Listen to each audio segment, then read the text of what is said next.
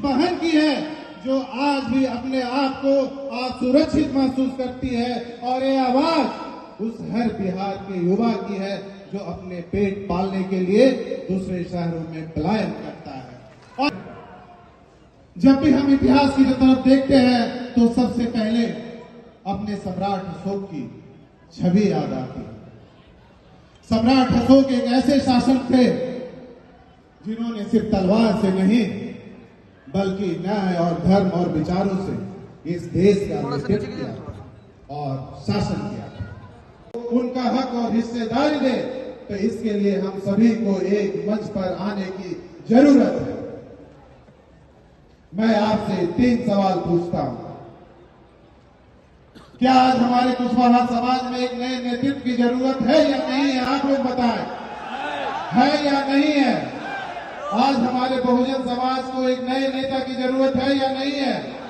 आ गया है जिस दिन का हम लोगों से कई दिनों से सालों से इंतजार था, आज का दिन सुनहरे। ये जो सभा है महज एक सभा नहीं है, एक जन आंदोलन की शुरुआत है। और आज का भाषण कोई भाषण नहीं है, आज उस क्रांति की शुरुआत है। आज जो समाज की आवाज सदियों से दबाई गई है, आज उसी का गूंज बनकर उठ रही है। और मैं एक बार आप लोगों को बताना चाहता हूं कि मेरे साथ आप लोग जय जयकार कीजिएगा सम्राट अशोक की, जगदेव बाबू की, कर्पूरी ठाकुर की, भीमराव अंबेडकर की, अब्दुल कलाम की। धन्यवाद। आप लोगों का यही ताकत और आप लोगों का यही प्यार और आप लोगों का यही साथ और आप लोगों का यही समर्थन मुझे इस लड़ाई में ताकत देने का काम करती है। साथियों, आज का यह जो दिन है इतिहास में दर्ज होने वाला दिन, क्योंकि ये रैली सिर्फ एक रैली नहीं है, ये हक की हुंकार है और वो पुकार है जिस न्याय के लिए सदियों से हमारे समाज की आवाजों को बदलता गया, कुचला गया, और आज वो धधकता हुआ सच है जिसको आज यहाँ के सत्ताधारियों ने हमारी आवाज को कुचलते गए, लेकिन आज इस पाटलिपुत्र की भूमि पे फिर से खड़ा हुआ है। और आज इस बापू सभागार के हॉल से उस दबी हुई आवाज को गजरने आए हैं। और यह जो आवाज है सिर्फ मेरी आवाज नहीं है साथियों, यह आवाज उस हर माँ की है जो अपने बेटी को खोया है। ये आवाज वो हर पिता की है जिसने अपने जवान बेटा को खोया है। ये आवाज उस बहन की है जो आज भी अपने आप को सुरक्षित महसूस करती है। और ये आवाज उस हर बिहार के युवा की है जो अपने पेट पालने के लिए दूसरे शहरों में पलायन करता है। और ये आवाज उस समाज की है जो अपने सम्राट अशोक की विरासत को वापस पाना चाहते हैं। और ये आवाज जो 90% समाज की है जो अपने जगदेव बाबू के अधूरे सपने को पूरा करना चाहता है। और ये आवाज वो 90% समाज की है जो दलित है, शोषित है, अल्पसंख्यक है, वंचित है, और आज अपने हक के लिए आज यहाँ खड़ा है। ये हक की हुंकार है। साथियों, हम जब भी इतिहास की तरफ देखते हैं, तो सबसे पहले अपने सम्राट अशोक की छवि याद आती है। सम्राट अशोक एक ऐसे शासक थे जिन्होंने सिर्फ तलवार से नहीं बल्कि न्याय और धर्म और विचारों से इस देश का नेतृत्व किया और शासन किया। सम्राट अशोक अपनी पूरी जिंदगी लोगों के लिए समर्पित किया, करुणा के लिए, सेवा के लिए, धर्म के लिए और न्याय के लिए। सम्राट अशोक एक ऐसे महान शासक थे जिन्होंने अपने राज सिंहासन को जन सेवा का मंच बना दिया था।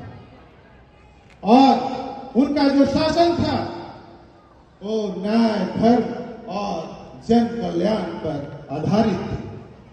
और आज जब हम एक नई राजनीति चेतना का आरंभ कर रहे हैं तो हमें वही सोच को लाने की जरूरत है जो कभी सम्राट अशोक हम लोगों के लिए लेकर आए थे।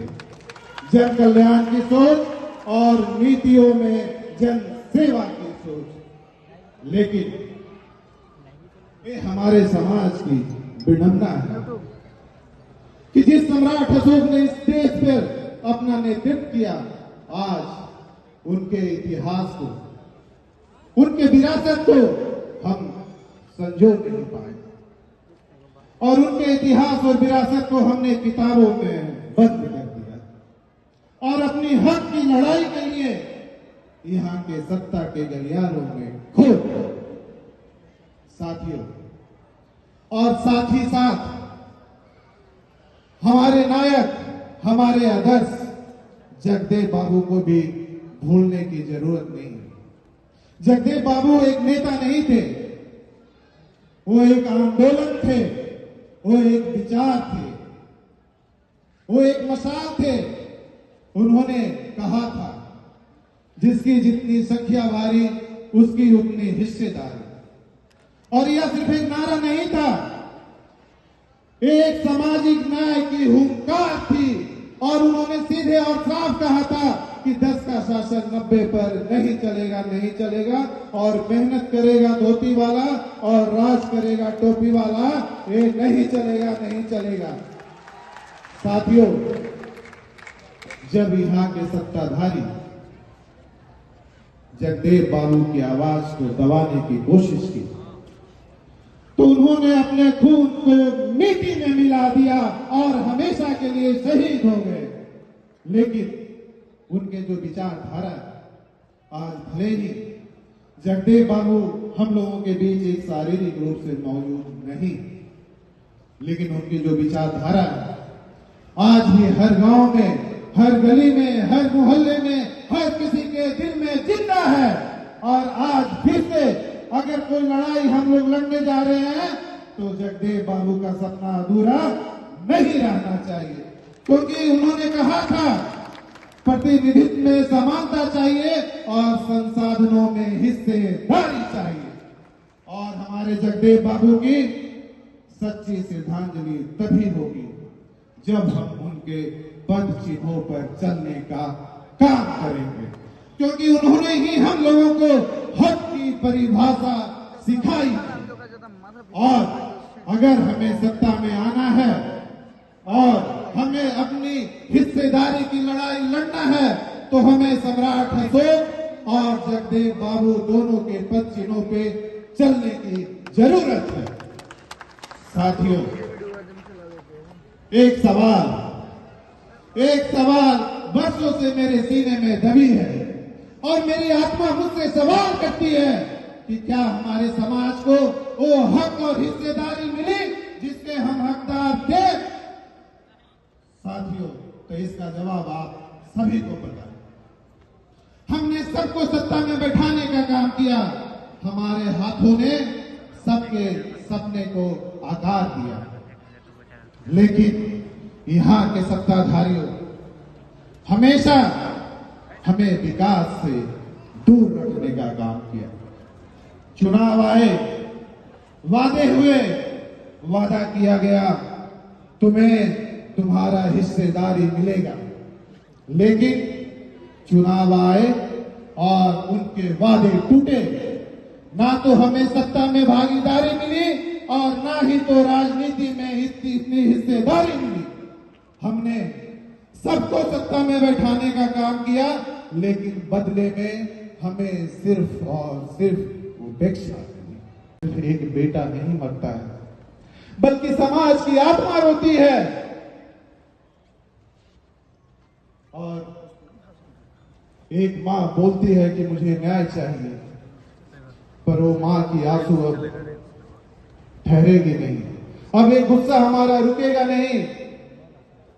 अब हर मां बोलेगी और एक संकल्प लेगी कि मुझे न्याय चाहिए, और हर यहाँ पे युवा बोलेगा मुझे रोजगार चाहिए, हर बेटी कहेगी मुझे सुरक्षा चाहिए, हर व्यक्ति बोलेगा मुझे जिंदगी चाहिए, और बिहार के हर गली मोहल्ले से एक आवाज आएगी मुझे निशिकांत चाहिए, मुझे निशिकांत चाहिए।